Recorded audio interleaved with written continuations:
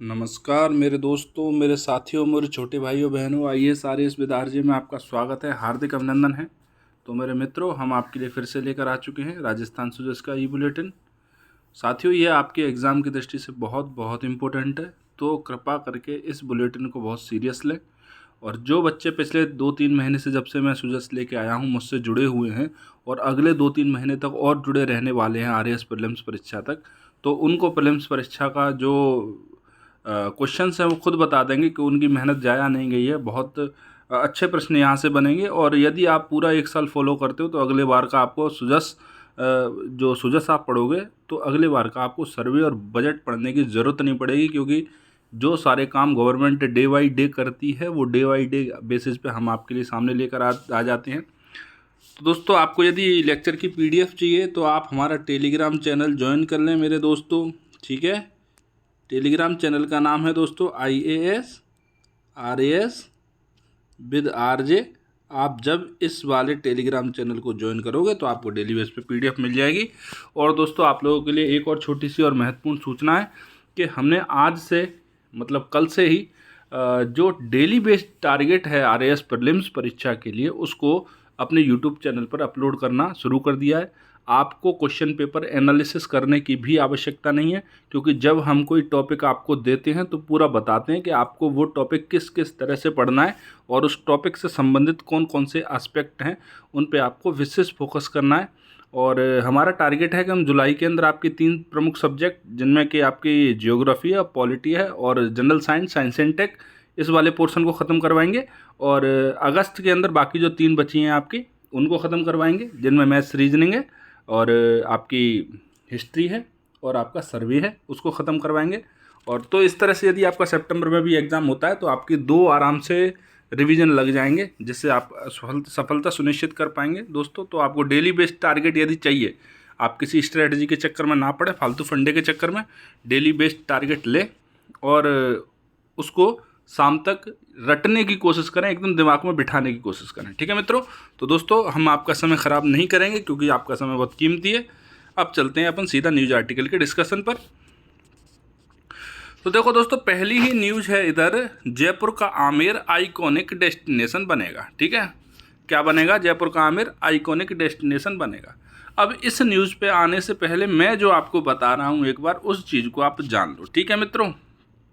देखो दोस्तों, भारत सरकार ने प्रतिष्ठित पर्यटक स्थल हैं, आइकॉनिक टूरिस्ट प्लेस हैं, टूरिस्ट डेस्टिनेशन हैं, उनके उत्थान के लिए कुछ स्थलों का चयन किया था, ठीक है।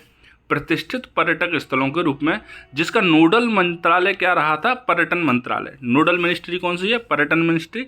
मतलब इस योजना से, या जो भी हैं प्रतिष्ठित पर्यटक स्थल जो हैं जिनका चुनाव भारत सरकार ने किया है, उनके प्रशासन से लेके इस योजना के कार्यान्वयन तक का काम कौन सा मंत्रालय करने वाला है? पर्यटन मंत्रालय। इसके उद्देश्य क्या होंगे दोस्तों? तो पर्यटन स्थल जो हैं उनको गंतव्य से समग्रता से जोड़ना। समग्रता से जोड़ने का अर्थ होता है कि जितने भी आपके जो साधन हैं परिवहन के, जिनमें आपकी बस आती है, मतलब सड़क परिवहन आता है, वायु परिवहन आता है, और भी दूसरे तरीके के जो परिवहन है, उस सभी प्रकार के परिवहनों से जोड़ना, ठीक है। स्थल पर पर्यटकों के लिए बेहतर सुविधाएं और अनुभव सुनिश्चित करना। मतलब जब भी पर्यटक आए वहाँ पर तो उनको बहुत अच्छा अनुभव हो, बेहतर सुविधाएं मिल सकें। कौशल विकास करना, स्थानीय समुदाय की भागीदारी को बढ़ाना, प्रचार और ब्रांडिंग करना, निजी निवेश के माध्यम से इन स्थलों को विकसित करने की दिशा में कार्य कर रहा है। मतलब उसमें निजी निवेश भी शामिल है, ठीक है, समुदाय की भागीदारी भी शामिल है, प्रचार और ब्रांडिंग भी वो है, शामिल है। किसी भी चीज़ की पैकेजिंग और ब्रांडिंग बहुत रोल प्ले करती है दोस्तों उस चीज़ के आगे बढ़ने में, ठीक है मित्रों। तो 17 स्थल चयनित किए हैं मंत्रालय के द्वारा। कितने स्थलों का चयन किया गया है? 17 स्थलों को। अब उन 17 स्थलों को देख लो। देखो, एंटायर पूरे के पूरे भारतवर्ष के अंदर जो प्रमुख स्थल चयनित किए गए हैं वो हैं 17। कौन सी योजना थी वो? तो योजना थी दोस्तों प्रतिष्ठित पर्यटक स्थल योजना। मतलब प्रतिष्ठित पर्यटक स्थल के रूप में विकसित करना है किसी भी पर्यटक स्थल को, ठीक है। तो कौन कौन से 17 स्थान थे? तो ताजमहल था और फतेहपुर सीकरी, ये उत्तर प्रदेश के, अजंता और एलोरा, ये महाराष्ट्र के, हुमायूं का मकबरा, लाल किला और कुतुब मीनार, ये दिल्ली के, कोलवा गोवा, ठीक है। आपने सिंघम मूवी देखी हो तो कोलवा पुलिस थाना ये वही है, ठीक है। आमेर का किला राजस्थान, अभी आप लिंक करना इस चीज़ को, ठीक है। सोमनाथ और धौलावीरा गुजरात के अंदर, खजुराहो मध्य प्रदेश, हम्पी कर्नाटक, महाबलीपुरम तमिलनाडु, काजीरंगा आसाम, कुमारकोम केरल, महाबोधि मंदिर बिहार, ठीक है। भारत को एक तरह से एक सॉफ्ट पावर के रूप में विकसित करना इस चीज़ का उद्देश्य है। सॉफ्ट पावर का मतलब होता है दोस्तों कि ऐसी चीज़ जिसको आप टच नहीं कर सकते वो सॉफ्ट पावर होती है, ठीक है। मेडिकल सुविधाएं, मेरे जो मेडिकल टूरिज्म होता है वो एक तरह की सॉफ्ट पावर है, ठीक है। जो अपना बौद्धिक परिवहन होता है वो एक तरह से सॉफ्ट पावर है। बौद्धिक परिवहन का मतलब है दोस्तों कि ज़्यादा से ज़्यादा जो जैसे कि किसी भी देश को अच्छे अच्छे इंजीनियर्स की ज़रूरत पड़ी, ठीक है, तो वो इंजीनियर कहाँ मिलेंगे उसको? भारत के अंदर मिलेंगे। तो ये क्या है? एक तरह का बौद्धिक पर्यटन है। बुद्धि की आवश्यकता है तो कहाँ भागेगा? भारत की तरफ, ठीक है। तो इसी तरह से सॉफ्ट पावर के रूप में भारत को विकसित करने के लिए सारा खेल चल रहा है, ठीक है। तो आपने 17 जो स्थल थे, डेस्टिनेशन थे, जिनको हम आइकॉनिक डेस्टिनेशन के रूप में परिवर्तित करने वाले हैं 2021 में जो योजना आई थी भारत सरकार की उसके अंतर्गत, तो उनमें एक आमेर का किला भी है, ठीक है। अब ये चीज़ आपको पता लगी। अब आते हैं न्यूज़ पे, मेन पे। देखो मित्रों, जयपुर का आमेर आइकॉनिक डेस्टिनेशन बनेगा। कुछ लिंक कर पाए आप दोनों चीज़ों में, जो अभी मैंने आपको बताई उसमें और इसमें? तो दोस्तों ये गहलोत जी ने क्या किया है, बहती गंगा में हाथ धोने के चक्कर में 14.56 करोड़ रुपए मंजूर कर दिए हैं कि राजस्थान सरकार प्रदेश को पर्यटन को बढ़ावा देने के लिए निरंतर प्रयासरत है। इसी कड़ी में मुख्यमंत्री श्री गहलोत जी ने जयपुर की विरासत नगरी आमेर को आइकॉनिक डेस्टिनेशन के रूप में विकसित करने का प्रस्ताव का अनुमोदन भी कर दिया है। वैसे तो इसका जो विकास है डेस्टिनेशन टूरिस्ट प्लेस के रूप में, वो भारत सरकार करने ही वाली थी। धीरे धीरे जयपुर के आमेर का भी नंबर आने वाला था। इसी में बहती गंगा में हाथ धो लिया गहलोत जी ने, और गहलोत जी ने क्या किया, एक छोटा सा पैकेज दे दिया 14.56 करोड़ रुपए का, किसके लिए? इसको डेस्टिनेशन, जो आइकॉनिक डेस्टिनेशन है उसके रूप में विकसित करने के लिए आमेर को, ठीक है दोस्तों। अब आपने देख ही लिया क्या क्या चीज़ विकसित होंगी। तो यहाँ पर पर्यटकों के लिए विश्व स्तरीय सुविधाएं होंगी, पार्किंग होगी, सुरक्षा व्यवस्था होगी, साफ सफाई होगी, ग्रीन टेक्नोलॉजी होगी। ये सारी चीज़ों का क्या किया जाएगा यहाँ पर दोस्तों? विकास किया जाएगा, ठीक है। जयपुर शहर और आसपास में पर्यटन को बढ़ावा मिलेगा इस चीज़ के होने से। और हस्तशिल्प कारीगर जो हैं, कलाकार हैं, हज़ारों लोगों को रोजगार कहीं किसी भी क्षेत्र में जब पर्यटन विकसित होता है तो इनडायरेक्टली बहुत सारे लोग जुड़ते हैं इससे, ठीक है दोस्तों। तो आपको पता ही लग गया कि आमेर को आइकॉनिक डेस्टिनेशन बनेगा, ये भी पता लग गया आपको। और आमेर के अलावा अन्य कौन से 16, जो आमेर सहित 17 और आमेर के अलावा 16 कौन कौन से प्लेस हैं जिनको भारत सरकार आइकॉनिक डेस्टिनेशन के रूप में विकसित करने वाली है, उनका नाम भी याद कर लेना। उनका नाम याद करने में कोई बुराई नहीं है, क्योंकि सारा का सारा आर्ट एंड कल्चर से जुड़ा हुआ मुद्दा है आपका, ठीक है मेरे मित्रों। तो उम्मीद करता हूँ पहली न्यूज़ आर्टिकल आपकी समझ में आ गया होगा। अब चलते हैं दोस्तों अगले न्यूज़ आर्टिकल की तरफ। तो अगले न्यूज़ आर्टिकल की तरफ जाएंगे तो हमें पता लगेगा कि ये 4 नामों के अतिरिक्त यहाँ पर कोई भी चीज़ इंपॉर्टेंट नहीं है, लेकिन ये चारों के चारों नाम प्रीलिम्स के लिए, आपके एग्जाम के लिए बड़े इंपॉर्टेंट है। जैसे बीकानेर, जोधपुर, उदयपुर और भरतपुर में उद्यानिकी परीक्षण केंद्र स्थापित होंगे। तो आपको यहाँ से पूछ लेगा प्रश्न कि उद्यानिकी परीक्षण केंद्र निम्नलिखित में से कौन से स्थान पर स्थापित किया गया है। तब स्थापित करने की पूछेगा तो कोई एक दे देगा, और कहीं पूछ लेगा निम्नलिखित में से कौन से स्थान पर स्थापित नहीं किया गया है, तो बीकानेर, जोधपुर, उदयपुर करके एक कोई ऐसा दे देगा, ठीक है। तो इस तरह से यहाँ से एक प्रीलिम्स का प्रश्न बनता है। ये 2 लाइनें जो ही प्रश्न दे रही हैं, बाकी कोई भी चीज़ नहीं है इम्पोर्टेंट। मैंने पूरा आर्टिकल पढ़ा है, यही तो फ़ायदा है ना आपको यहाँ से पढ़ने का, कि आपको खुद जब आप खुद पढ़ने के लिए बैठोगे तो उसमें 1 घंटा लगा दोगे, 1.5 घंटा लगा दोगे, 2 घंटा लगा दोगे, फिर उस तरह से आउटपुट नहीं निकल पाएगा। हमारा अनुभव जो शामिल होता है वो नहीं निकल पाएगा आपके लिए, ठीक है। तो देखो, सत्यव्रत रावत चुंडा का पैनोरमा बनेगा। ये वही राव चुंडा हैं दोस्तों जो मेवाड़ महाराणा लाखा के पुत्र थे सबसे बड़े। इन्हीं के लिए जो रणमल है वो अपनी बहन का रिश्ता लेकर आया था, ठीक है। लेकिन जब राणा लाखा की सभा में उसका उपहास उड़ा तो उसने कहा कि ठीक है भाई, हम मतलब राणा लाखा ने उनसे बोल दिया था, जैसे ही वो लेके आए, कि हमने समझा कि हमारे लिए रिश्ता आया है।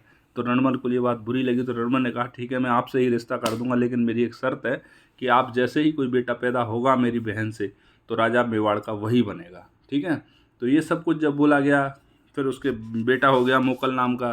तो राव चुंडा ने क्या किया, राजगद्दी को छोड़ दिया पिता के आदेश से, और अपनी सीमाओं का त्याग करके वहाँ से चला गया। इसलिए उसको मेवाड़ का भीष्म भी बोलते हैं। ये सारी कथाएं आपने इतिहास के जो राजस्थान की हिस्ट्री है उसका जो स्टैटिक पार्ट है वहाँ पढ़ ली होगी। तो अपन यहाँ पर करंट अफेयर की दृष्टि से देखेंगे किस तरह से इम्पोर्टेंट है अपने लिए। तो राजस्थान सरकार ने क्या किया, चित्तौड़गढ़ जिले में सत्यव्रत रावत चूंडा पनोरमा का निर्माण किया जा रहा है इसमें। ठीक है दोस्तों, इस प्रस्तावित पनोरमा के माध्यम से राव चूंडा के महान कृति और व्यक्तित्व को दर्शाया जाएगा। इससे लोगों को उससे अविस्मरणीय बलिदान, त्याग, साहस एवं स्वाभिमान की जानकारी मिलेगी। राव चूंडा एक ऐसा महान योद्धा जिसको भुला दिया गया इतिहास के अंदर।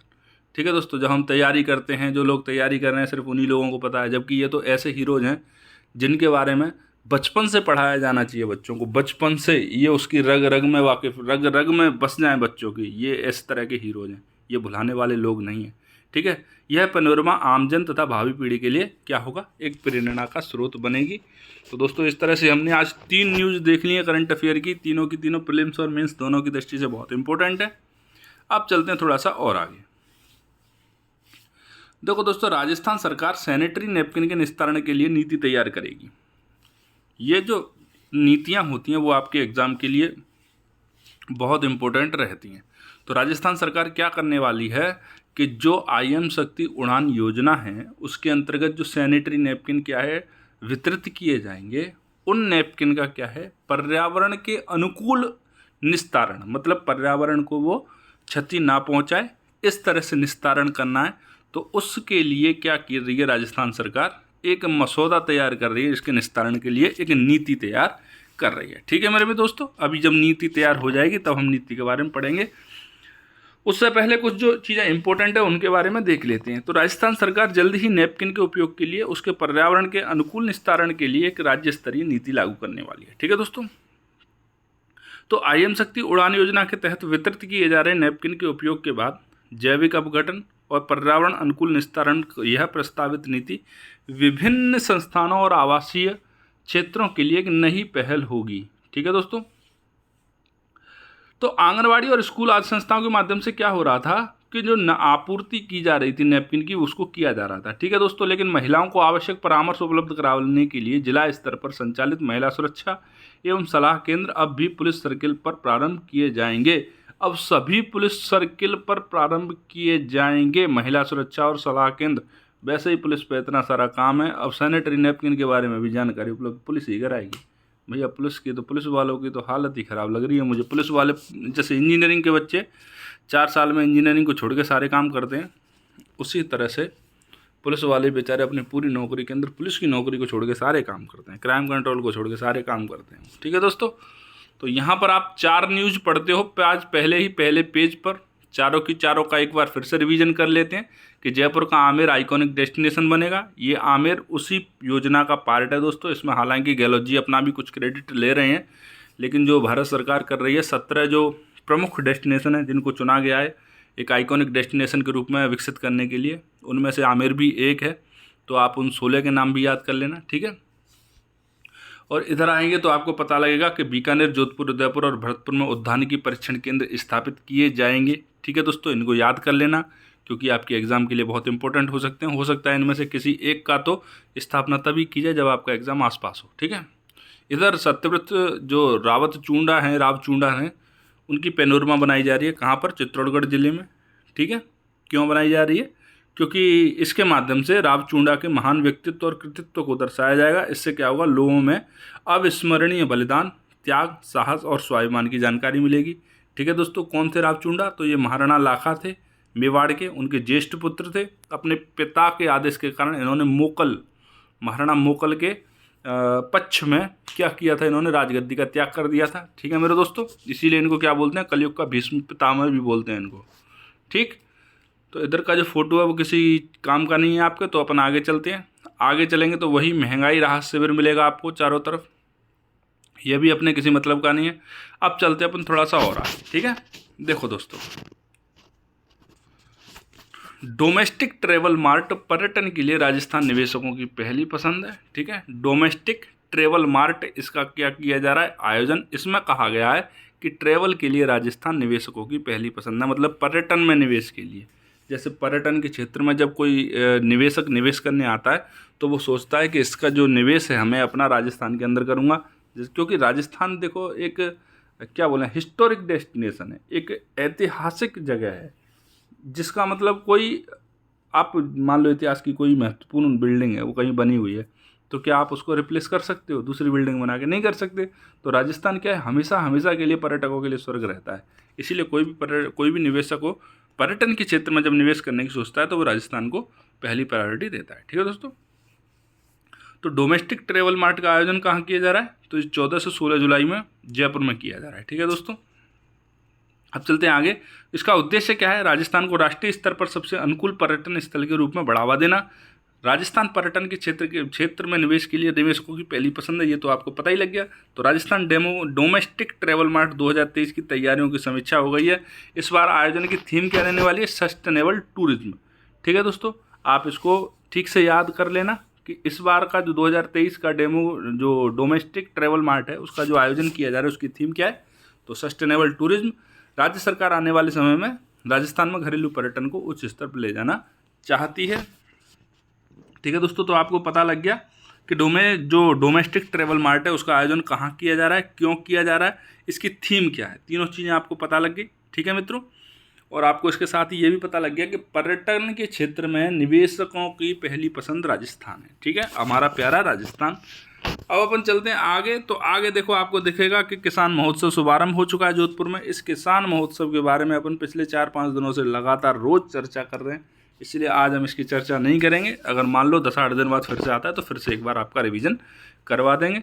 ठीक है मित्रों, और जोधपुर में 324 भारत जो पाक विस्थापित भारतीय उनको नागरिकता मिल गई है। बहुत खुश हैं ये लोग, बहुत बहुत धन्यवाद आप लोगों को, बहुत बहुत बधाई हो। ठीक है मेरे मित्रों, राजस्थान युवा महोत्सव का आयोजन किया जा रहा है 3 स्तरों पर, गहलोत जी के नेतृत्व में। बहुत अच्छी बात है ये। अब अपना लास्ट में एक अच्छी न्यूज़ आती है, एक इम्पोर्टेंट न्यूज़ आती है, उसमें है डॉक्टर्स डे। ठीक है, इसको अपन देख लेते हैं एक बार। तो मेरे मित्रों, भारत के अंदर जो डॉक्टर्स डे है वो डॉक्टर विधान चंद्र रॉय को सम्मानित करने के लिए मनाया जाता है, और 1 जुलाई 1991 से पर डे मनाया जा रहा है। सॉरी, 1 जुलाई 1991 से पर ईयर मनाया जा रहा है। मतलब हर साल इसको 1 जुलाई को डॉक्टर्स डे के रूप में मनाया जाता है। किसकी याद में? डॉक्टर विधान चंद्र रॉय की याद में। ये डॉक्टर होने के साथ साथ स्वतंत्रता सेनानी भी थे मित्रों। ठीक है, बस अपने लिए यही चीज़ इंपॉर्टेंट थी डॉक्टर्स डे के बारे में। तो दोस्तों, उम्मीद करता हूँ कि आज का न्यूज़ आर्टिकल, आपकी डिस्कशन जो है वो आपकी समझ में आया होगा। हमारा न्यूज़ आर्टिकल यहीं पर समाप्त होता है। तो मेरे मित्रों, अब कोई न्यूज़ नहीं है जो आपके एग्ज़ाम के लिए इम्पोर्टेंट हो। जो भी थी हमने आपको करवा दी हैं। ठीक है, तो अब आपसे मिलते हैं नए न्यूज़ आर्टिकल के साथ में, नए वीडियो में। मित्रों, अगर आपको लेक्चर अच्छा लगा हो तो चैनल को लाइक शेयर सब्सक्राइब कर देना मेरे दोस्तों। बहुत छोटा चैनल है, आप लोगों से उम्मीद रहती है। और हाँ, एक और बात दोस्तों, कि डेली बेस पे, डेली जब तक आपका प्रीलिम्स नहीं हो जाएगा तब तक के लिए आपको डेली बेस टारगेट मैं देता रहूँगा। आप उसी के आधार पर पढ़ते रहना। अगर आप उसी के आधार पर पढ़ते रहोगे तो आपको ये टेंशन नहीं रहेगी कि अब क्या स्ट्रेटजी रखूँ, अब क्या स्ट्रेटजी रखूँ। आपको डेली बेस पे मिलेंगे। डेली डेली याद करते जाओ, डेली डेली रटते जाओ। आप लोगों को बहुत फ़ायदा होने वाला है उस चीज़ से। तो मेरे मित्रों, अब हम मिलते हैं आपसे नई वीडियो में। तब तक के लिए जय हिंद, जय भारत।